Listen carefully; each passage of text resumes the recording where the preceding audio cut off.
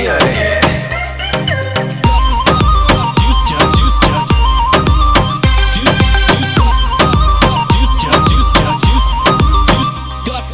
दूसरा आए हैं, मुर्गा भी लाए हैं, हाथ में बियर है, साथ में डियर है, और पार्टी हो रही है, हमारी पार्टी हो रही है, पार्टी हो रही है, ओए ओए पार्टी हो रही है।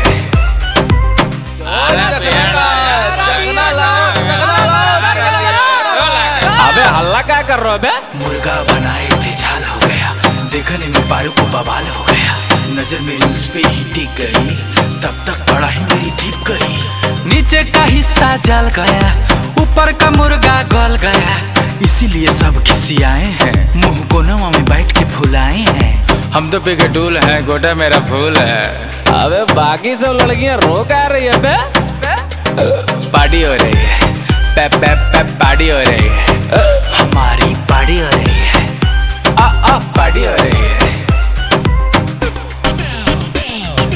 पार्टी हो रही है, पार्टी हो रही है, पार्टी हो रही है।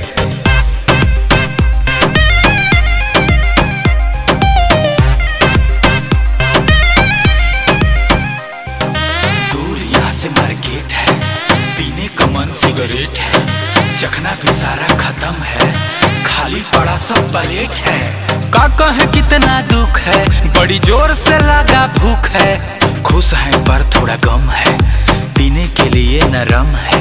हमको तो थोड़ा सा चढ़ गया है, पूरा बेचैनी बढ़ गया है। अबे चढ़ा तुमको है, वो काहे सो रही है?